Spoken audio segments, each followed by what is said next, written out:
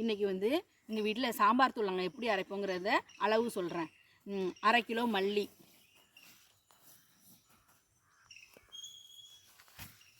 1/4 kilo மிளகா, 1/2 kilo மல்லிக்கு 1/4 kilo மிளகா, 50 வெந்தயம், 50 விரலி மஞ்சள், 50 ஜீரகம், 50 மிளகு, 50 துவரம்பருப்பு, 50 கடலப்பருப்பு, 25 கிராம் உளுத்தம்பருப்பு. இது வந்து 25 கிராம் தான் போடணும், ரொம்ப போட்டால் கொல கொலன்னு ஆகிடும். ஒரு கைப்படி பச்சரிசி. இது எல்லாத்தையும் நல்லா காய வச்சு அரைச்சதும் காமிக்கிறேன்.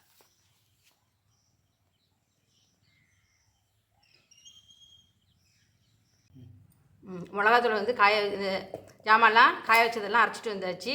பாருங்கள் எவ்வளோ வாசனையாக நல்லா இருக்குது பாருங்கள்.